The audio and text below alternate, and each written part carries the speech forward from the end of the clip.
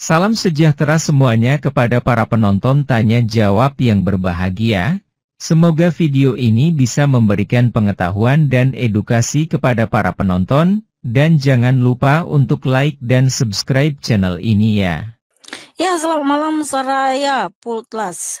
Silakan buka kamera saudaraku.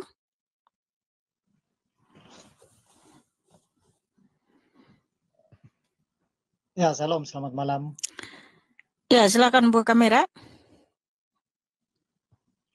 Ya, tunggu Mbak ya. Oke, sorry kameranya agak gelap. Ya, nggak apa-apa, silakan. Pertama terima kasih Mbak Dikanak untuk kesempatannya. Ya, Di sini saya cuma mau tanyakan tentang satu nama di Alkitab itu, cuman dia satu-satunya nama di Alkitab ada di 12 ayat, itu Melkisedek. Yang saya mau tanyakan ini, siapa Melkisedek? Karena dia kan di sini juga ada ditulis, ada ayat yang mengatakan itu ia tidak berbapa, tidak beribu, tidak bersisilah, harinya tidak berawal, dan hidupnya tidak berkesudahan. Dia banyak persamaan saya lihat dengan, bukan banyak ya, tapi ada persamaan dengan Tuhan Yesus. Karena saya lihat ada, ia dipanggil juga menjadi imam besar oleh Allah, sedangkan imam besar yang saya tahu kan cuma Tuhan Yesus. iya. Ya, Jadi maksud saya gini, pertanyaan saya gini, Melkisedek ini siapa dan kenapa dia dikatakan tidak berbapa, tidak beribu? Artinya saya cuma mau banyak belajar gini dari Mbak Mikana. ya, kalau kita baca ya Kejadian 14 ayat 17 sampai 18, setelah Abram kembali dari mengalahkan Kedorlaomer dan para raja yang bersama-sama dengan dia, maka keluarlah Raja Sodom menyongsong dia ke lembah Syawe, yakni lembah raja. Melkisedek Raja Salem membawa roti dan anggur, ia seorang imam Allah yang maha tinggi. Jadi ini tipologi tentang Tuhan Yesus, di mana Melkisedek itu di dalam Alkitab memang tidak dituliskan siapa dia atau silsilahnya ya, tidak ada ibu dan bapaknya ya, tidak dituliskan, yang dimana itu tipologi tentang Tuhan Yesus, bahwa memang Tuhan Yesus itu yang awal dan akhir. Dia adalah Raja Salem, Raja Damai, dia adalah Raja Kebenaran ya. Melkisedek itu kebenaran ya, dia adalah Tuhan Yesus adalah kebenaran sejati, di mana di situ roti dan anggur melambangkan tubuh dan darah Kristus, dan imam Allah yang maha tinggi, memang Tuhan Yesus adalah Allah yang maha tinggi. Jadi itu tipologi tentang Tuhan Yesus. Oh iya ya. Iya. Tidak ada gambaran bahwa dia dari keturunan siapa ya, atau dari sama mana? Seperti ya, tidak ada memang gambaran atau dijelaskan siapa Melkisedek ini, karena langsung ada ditulis di Kejadian 14 gitu ya. Setelah itu tidak ada lagi. Nah, jadi kita juga bisa pelajari dari tentang kurban domba, itu kan tipologi tentang darah Mesias yang akan memberikan kita pengampunan. Jadi ini tipologi tentang Tuhan Yesus. Nah, seperti itu. Oh iya ya. Cuman Ya, itu ada sih lagi? cuman masalah Melkisedek. Karena sering saya baca, baru saya temukan ayat ini, bahwa kenapa Melkisedek dikatakan begini. Saya Iya. pikir dia masih keturunan dari Sem, Ham, dan Yafet begitu. Maksudnya saudara dari Sem, Ham, dan Yafet. Iya, benar. Karena memang di Alkitab itu kitab Taurat dan kitab para nabi semua tentang Tuhan Yesus. Ya. Bahkan ketika bangsa Israel ya, Musa membawa Israel keluar dari tanah Mesir, itu semua gambaran tentang Tuhan Yesus, bahwa Tuhan Yesus membawa kita dari maut kepada kehidupan yang kekal. Nah, seperti Musa membawa Israel keluar dari tanah perbudakan menuju tanah Kanaan, di mana itu tanah yang penuh susu dan madu. Nah, itu gambaran tentang Mesias atau Tuhan Yesus yang telah membebaskan kita dari perbudakan dosa menuju kepada surga, yaitu kehidupan kekal yang penuh dengan kebahagiaan. Nah, itu semua gambaran tipologi ya, bahwa memang semua Alkitab itu menuliskan tentang Tuhan Yesus yang adalah Allah yang maha besar, Allah yang maha baik, yang awal dan akhir, tidak ada Allah selain Dia. Amin.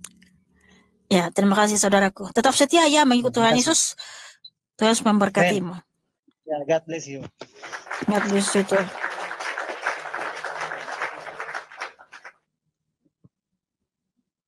Halo, selamat malam. Ya, malam. Silakan buka kamera.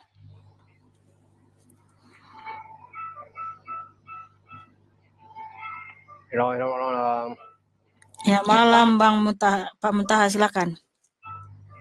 Saya mau nanya, Mbak. Tapi jangan apa itu, jangan jangan gitu ya, Pak. Hah? Itu Jangan itu gelik-gelik jangan gitu gimana apa maksudnya? gitu itu. Jangan emosi ya, Mbak. Itu kalau apa itu, Mbak, kadang-kadang emosi gitu loh. Saya nggak emosi, Pak. Saya itu menjelaskan dengan tegas. Tegas Ya, dengan jangan emosi tegasnya. bedakan. Ya, jangan Tapi- tegas. Ya, kalau nggak tegas gimana dong? Masa saya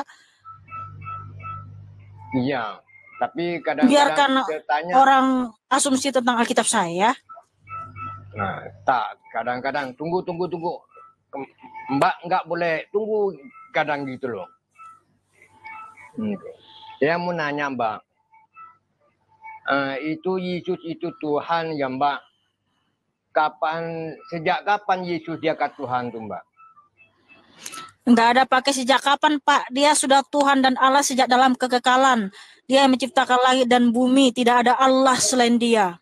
Yesaya 44:6, Yohanes 1 ayat 3, Kolose 1 ayat 16, Kejadian 1 ayat 1:31 itu ayatnya, Pak. Dalilnya, Pak, jangan merokok, Pak. Nanti di Benedito, Pak. Tolong, Pak, please. Oke. Jadi itu Yesus itu memang Tuhan ya? Saya baru ingat ternyata Pak Muntaha ini kemarin udah naik. Iya baru ingat, tapi nggak ada lagi itu. Aduh. Nggak ada lagi apanya. Saya mau tanya lagi itu, Mbak, kadang apa itu, Mbak, diginikan itu? Aduh. Mohon maaf, Pak, tobat, Pak. Saya memang sudah tobat. Saya orang Madura, Mbak. Memang bukan saya orang Madura, Mbak. Saya Muslim, Mbak. Saya tanya itu tentang Yesus itu Tuhan. Nah, saya tanya tadi sejak kapan itu Yesus jadi Tuhan? Karena itu Yesus itu manusia itu. Tuhan Yesus itu Allah yang maha tinggi, Pak. Tadi saya sudah kasih dalilnya. Yang mengangkat Tuhan itu siapa, Mbak? Nggak ada, Pak, yang mengangkat dia jadi Tuhan. Dia sudah Tuhan sejak dalam kekekalan. Yohanes 17 ayat 5, Tuhan Yesus berfirman, sebelum dunia ada, kemuliaannya sudah ada. Artinya dia adalah Allah yang maha kuasa sebelum dunia ini ada. Karena dialah yang menciptakan segala sesuatu, Pak. Ya. Itu Yesus belum ada, itu Adam sudah ada duluan itu. Hah? Apa Adam duluan, apa Yesus duluan itu? Ya Tuhan Yesus lah yang duluan, karena Tuhan Yesus yang menciptakan Adam, Pak. Itu Yesus itu menciptakan Adam. Iya, Pak. Kenapa itu Yesus manusia? Tuhan Yesus itu Allah yang maha tinggi, Pak, pencipta segala sesuatu.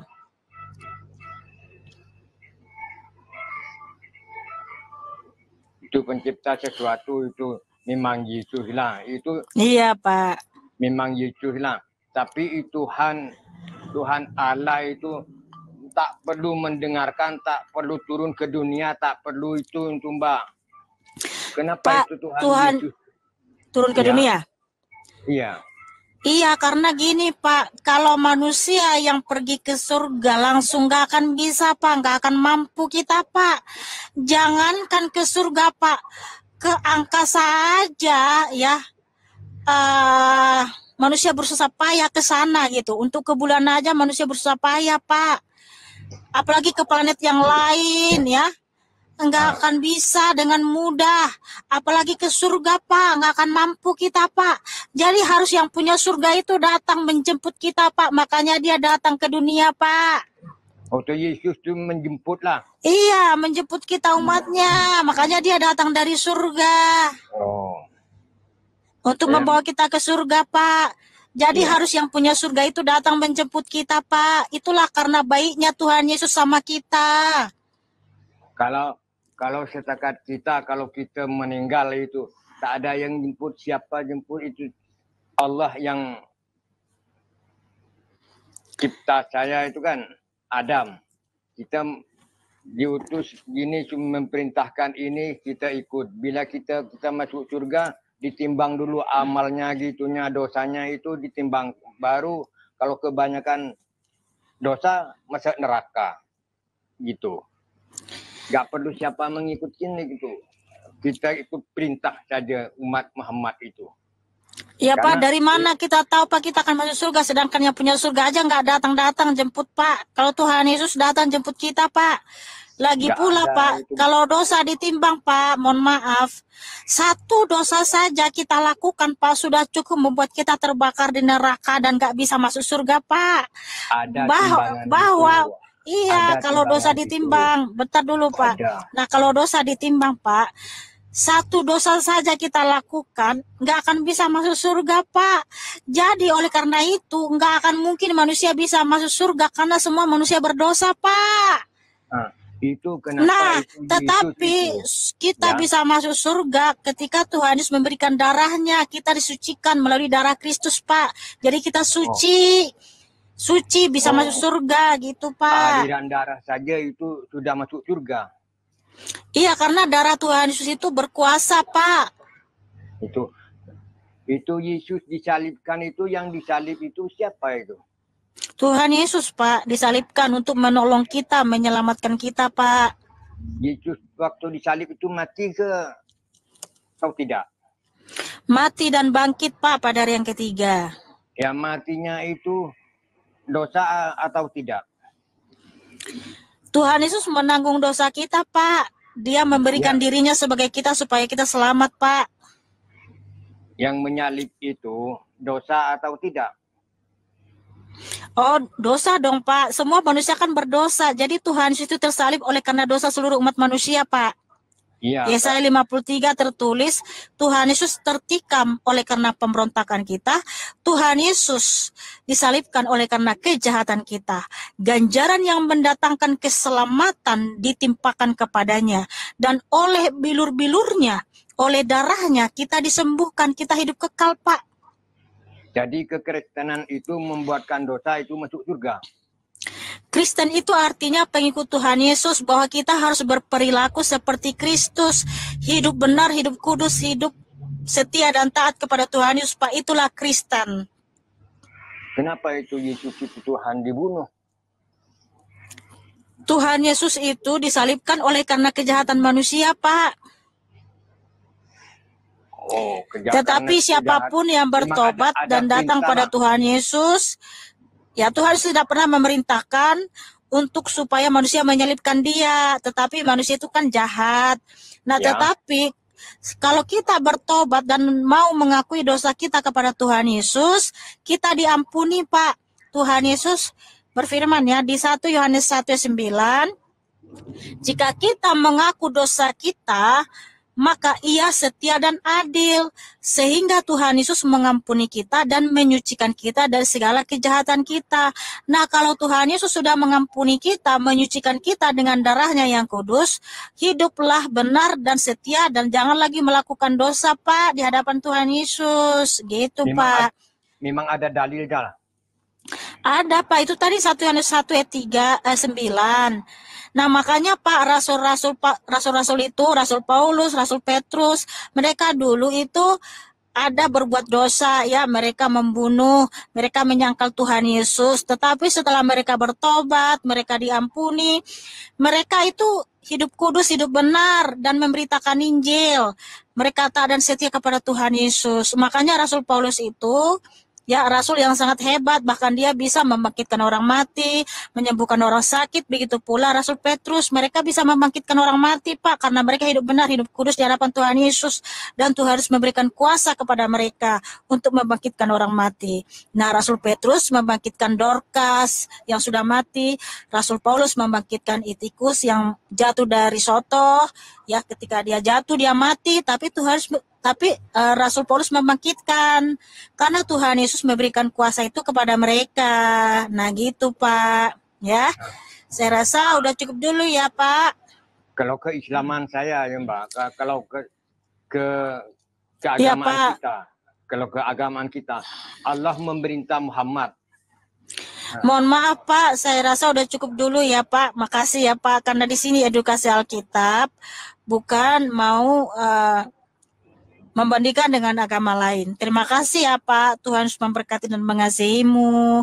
Ya, tepuk Oke. tangan buat Pak Muntaha yang cakap dan manis. Oke.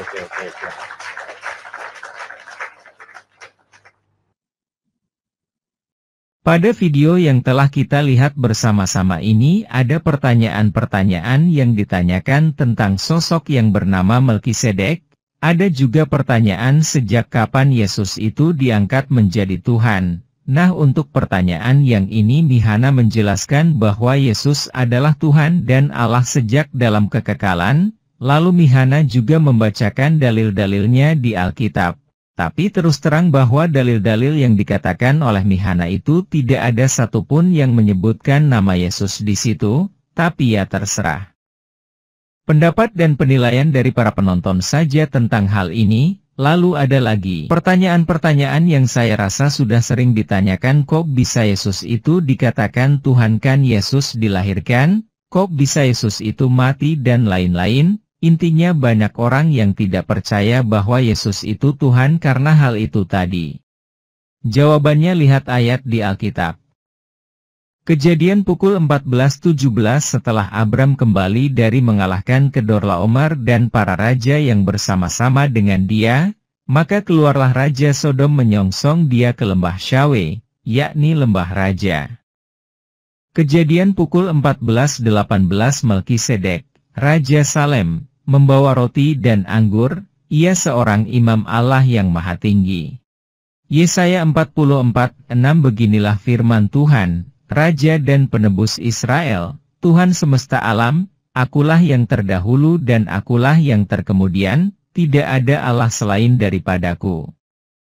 Yohanes 1:3 Segala sesuatu dijadikan oleh Dia dan tanpa Dia tidak ada suatu pun yang telah jadi dari segala yang telah dijadikan. Kolose pukul 1:16 Karena di dalam Dialah telah diciptakan segala sesuatu, yang ada di sorga dan yang ada di bumi, yang kelihatan dan yang tidak kelihatan, baik singgasana, maupun kerajaan, baik pemerintah, maupun penguasa, segala sesuatu diciptakan oleh Dia dan untuk Dia. Kejadian 1, lihat perikopnya di ayat 1-31. 1 Yohanes 1:9 Jika kita mengaku dosa kita, maka Ia adalah setia dan adil, sehingga Ia akan mengampuni segala dosa kita dan menyucikan kita dari segala kejahatan.